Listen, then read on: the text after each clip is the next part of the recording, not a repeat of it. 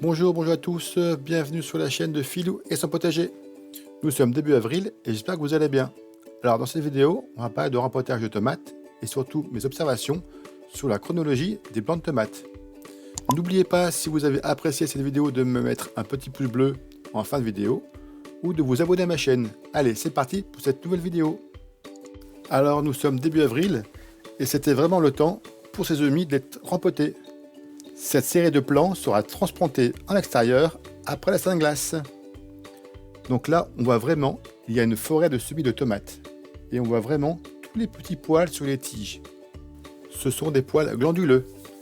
Elles contiennent une huile essentielle qui donne l'odeur caractéristique de cette plante.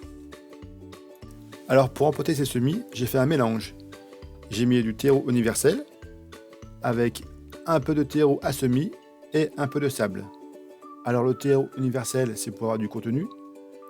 Le terreau à semis pour avoir un terreau plus fin qui donnera plus d'énergie à la plante. Et du sable pour un meilleur drainage. Et surtout, je n'avais pas assez de terreau à cette période de confinement. C'est un peu compliqué de s'en procurer. Alors pour cette série, j'ai fait exprès de laisser pousser haut les semis. Pour premièrement avoir de belles racines et surtout une grande tige, pour pouvoir les rempoter dans des plus grands godets. Cela permettra à la plante d'avoir une plus grande surface de contact avec le terreau pour qu'elle puisse créer plein de racines. Alors c'est sûr, de prendre des plus grands godets, ça oblige à consommer plus de terreau. Normalement, cette série est prévue d'être transplantée mi-mai. Cela laisse à la plante un mois et demi pour se développer. Alors pour le rempotage, c'est facile. On met du terreau dans le godet, c'est pas bien compliqué, mais sans trop le tasser.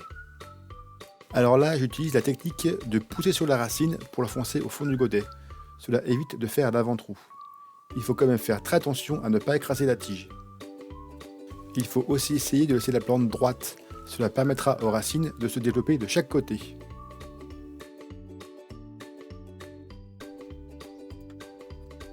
Je trouve qu'avec ces techniques, on gagne un peu plus de temps. Cela me permet de travailler plus en série. Là, je vous montre une série de 8 godets. C'est pour vous montrer que c'est pas compliqué. J'avoue que j'ai très mal cadré, j'ai mon bras en plein devant la caméra.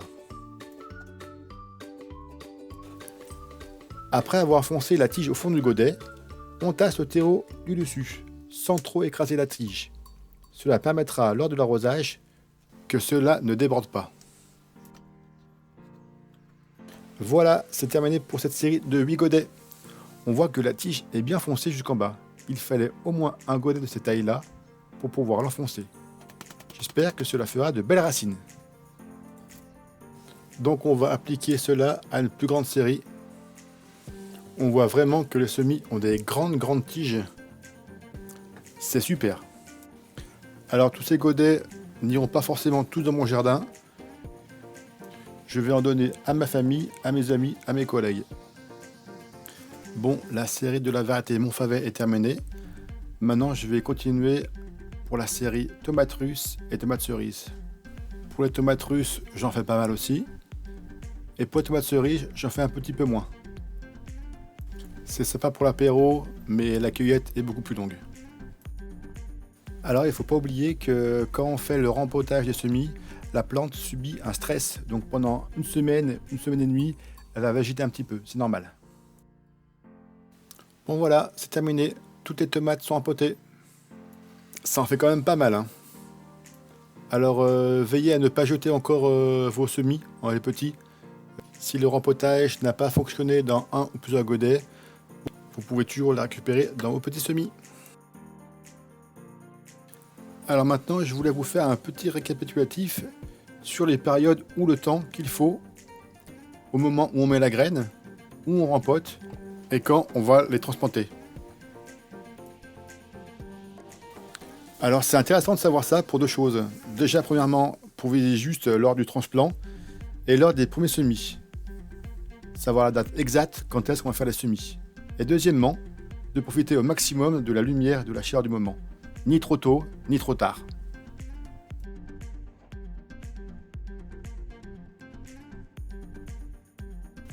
Donc à gauche, on voit la graine. Les semis ont été faits le 8 février 2020. Ensuite, j'ai fait le transplant de ces semis le 22 février, donc 14 jours après. Pour une prochaine fois, je pense, je mettrai un peu plus long. Il faut tabler sur 16 ou 18 jours. À droite, on a un plant de tomate qui est actuellement au 31 mars, qui n'est pas encore prêt pour le transplant dans la terre. J'avais prévu de le mettre dans la serre mi-avril. Je pense réellement que je le mettrai le 11 avril. Car le 11 avril, c'est un week-end. Et c'est quand même plus sympa de travailler en week-end quand on a un peu plus de temps.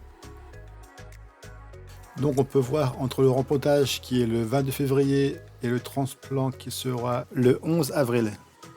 Vous voyez sur la chronologie, il faut environ 49 jours entre le rempotage et le transplant en terre. Normalement, quand on regarde sur internet, du moment qu'on met la graine et que l'on peut récolter ses premières tomates, il faut entre 4 et 5 mois. Donc si on regarde vraiment au global, entre les semis du 8 février et le transplant en serre, il faut en tout 63 jours du moment où vous mettez votre graine dans le terreau et le moment où vous pouvez transplanter votre plant dans la terre.